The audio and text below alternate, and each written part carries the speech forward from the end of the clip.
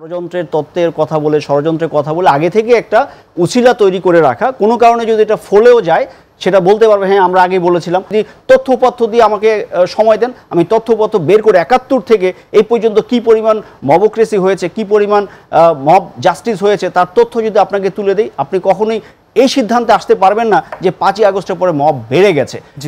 এখনকার যে আইন শৃঙ্খলা পরিস্থিতি, এই পরিস্থিতিতে ৩০০ আসনে হাজার হাজার ভোট কেন্দ্রের নিরাপত্তা দেওয়াটা এখনকার যে নিরাপত্তা পরিস্থিতি সম্ভব না। এখন আমার কথা হচ্ছে যে এইটাকে উছিলা করে বা সরকারের কোনো মহল যদি নির্বাচনকে মানে প্রলম্বিত করতে চায়, যেটা যদিও ফেব্রুয়ারি পর্যন্ত সরকার বলেছে, আবার ডিসেম্বরের একটা আওয়াজ আমরা পেয়েছি কিছুদিন আগে ডিসেম্বরের মধ্যে প্রস্তুতি নেওয়ার জন্য, তার মানে আমরা ধরে নিতে পারি নির্বাচন ফেব্রুয়ারির মধ্যে হওয়ার যে কথাটা আছে। এই জায়গা থেকে আমার মনে করি যে সরকারের সরে আসাটা উচিত হবে না। সবশেষ কি ফেব্রুয়ারি থেকে এপ্রিল একটা ডেডলাইন। তো আমার মতে নির্বাচনটা মানে যদি হয়, এখন প্রশ্নটা হলো আইন শৃঙ্খলা পরিস্থিতি এরকম অবনতি রেখে কিন্তু নির্বাচন করতে পারবে না, এটা সত্য।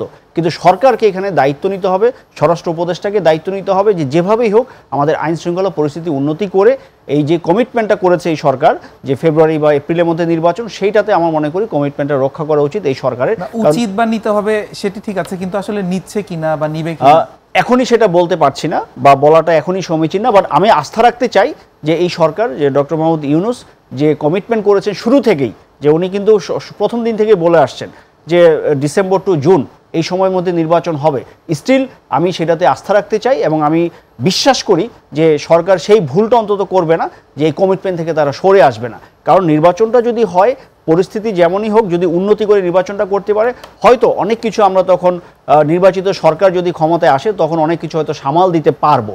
তো আমি মনে করি সরকারের কোনো মহলের, সরকারের ভেতর থেকে যদি কারো সেই দিবাস্বপ্ন থাকেও যে নির্বাচনটাকে প্রলম্বিত করে আরও একটু ক্ষমতায় থাকা যায় কিনা, এটি না করে বরং নির্বাচনটাকে কিভাবে সুন্দর করা যায়, সুষ্ঠু করা যায় সেদিকে একটু ফোকাস করা দরকার। আরেকটা বিষয় তাহির ভাই, বিএনপির পক্ষ থেকে কিন্তু শুরু থেকেই মানে বেশ কয়েক মাস আগে থেকেই বলা হচ্ছিল যে ভেতরে ষড়যন্ত্র হচ্ছে, গভীর ষড়যন্ত্র হচ্ছে, নির্বাচন পেছানো ষড়যন্ত্র হচ্ছে।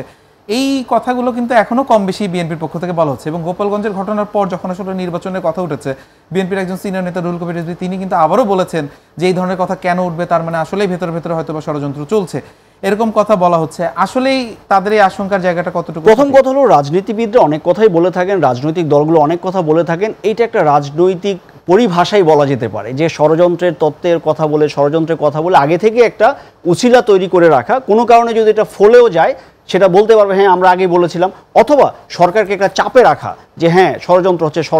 সো এগুলো রাজনীতিবিদরা অনেক কথাই বলেন, এগুলোকে আমি খুব একটা গুরুত্ব দিতে চাই না। বাট একটা কথা জনাব সালাউদ্দিন যেটি বলেছেন, বা বিএনপির পক্ষ থেকে মবক্রেসি, বা এই যে আমাদের মোহন ভাইও বললেন, দেখুন আমাদের এই মবক্রেসি বা এই যে মবের কিন্তু একটা ইতিহাস আছে, এটা একদিনে হয়নি। এটা যদি আপনি বলেন যে ৫ই আগস্টের পরই মব হয়েছে, বিষয়টা তা না। আপনি কি একটু খেয়াল করে দেখবেন, মোহন ভাইয়ের সময়ও ছোটবেলা আমরা গ্রামে বা রাস্তাঘাটে চোর ধরলে, পকেটমার ধরলে আমরা কি করতাম আপনি বলেন তো? তাকে সবাই আমরা গণপিটুনি দিতাম। তো সেটা কি মব না? আমরা আইন নিজের হাতে তুলে নেওয়ার একটা প্রবণতা আমাদের এখানে আছে। মুক্তিযুদ্ধের পরপর যেভাবে রাজনৈতিক সহিংসতা হয়েছে, এই বিএনপি যে কথা বলে মবক্রেসি, বিএনপির আমলে ২০০১ থেকে ২০০৬ ছাত্র দল, যুব দলের হাতে কি পরিমাণ মানুষ প্ররোচিত হয়েছে, ক্যাম্পাসগুলোতে কি পরিমাণ হয়েছে, কি সাম্প্রতিক সময় বেশি না?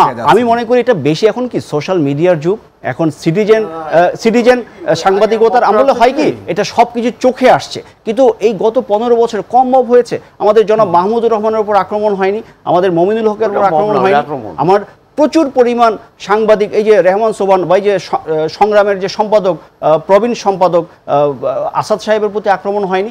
এভাবে তো আমাদের আক্রমণগুলো হয়েছে।